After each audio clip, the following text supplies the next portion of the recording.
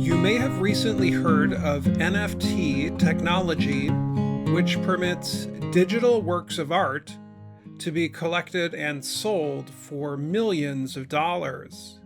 But why would people pay so much money for something they cannot even touch? And what is driving the current rise in NFTs? Here are some basics to help you understand the technology. What is an NFT? NFT stands for non-fungible token. It is something that only exists in the digital world. It is based on a technology called blockchain, which is also used with digital currency systems known as cryptocurrency. What is blockchain? Blockchain is an online list containing information that can be used and shared within a large network open to the public. The technology permits pieces of information to be checked and stored safely. An NFT can be attached to a piece of digital artwork or other things existing in digital form. The NFT can be used to provide proof that the pieces are authentic. This is what permits digital artwork to be bought and sold.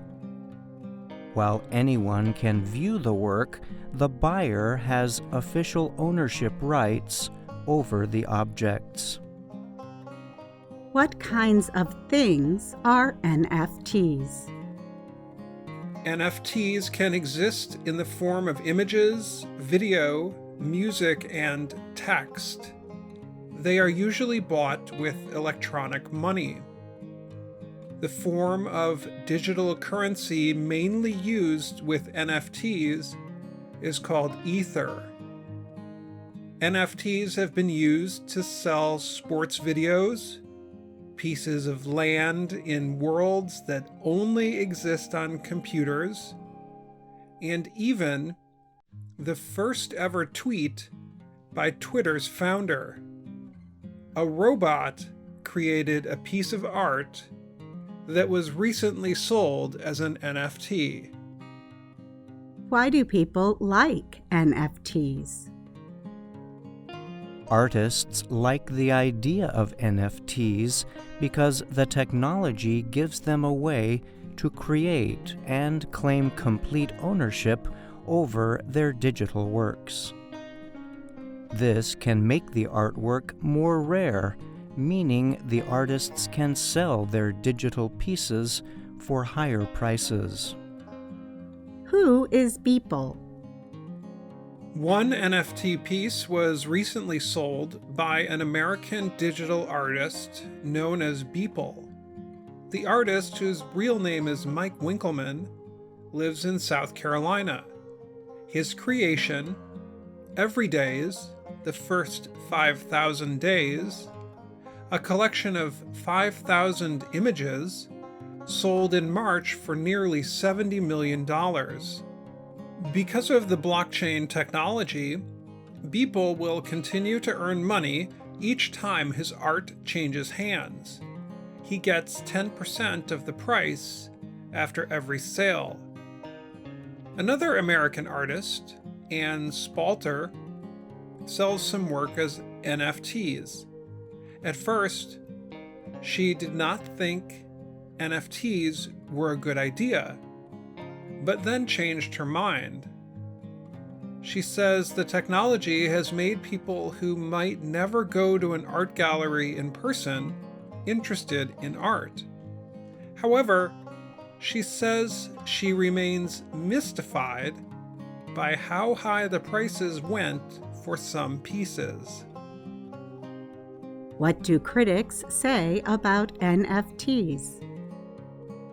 Critics note that traditional art, like a painting, can be placed on a wall and looked at. But digital art is different. They point out that even though an artist can own a digital piece, others can easily save a copy of the same work as a file on their computer. Supporters of NFT technology note that such ownership means the digital artwork truly belongs to the artist, who can then sell it. Other people who have the same file on their computer or phone only own a copy. What does Beeple think? When asked about his artwork selling for such a high price, Beeple called it crazy. Since the technology is new, not many people know what the future holds for NFT art. Some may grow in value, while others may become worthless, Beeple said. He added that NFTs are giving people another way to invest outside of the stock market. What are some prices for NFTs? In February, a 10-second video showing an image of former U.S. President Donald Trump sold on an NFT marketplace for over $6 million. The first ever published tweet from Twitter founder Jack Dorsey recently sold for nearly $3 million.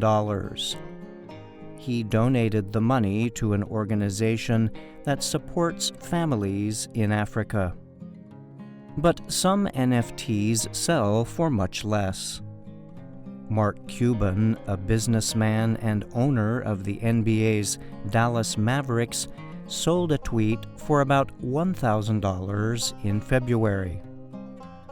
In January, a video of basketball star LeBron James sold for $100,000. That led American sports organizations to look at NFTs as a possible new way to earn money from their videos.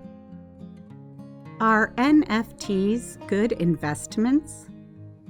It is too early to say if NFTs are good investments, but so far, many people have items that are worth more than what they paid for them. This is no guarantee, however, that such buyers will be able to sell their digital objects for a profit. Max Dillendorf is a digital money lawyer in New York City. He says many people currently involved in NFT markets are not really thinking it through carefully. At the same time, Dillendorf said he does expect NFTs to continue to grow. The New York Times made an NFT. What happened? The New York Times experimented with an NFT for a technology story that appeared in the newspaper. The story was called "Buy This Column on the Blockchain."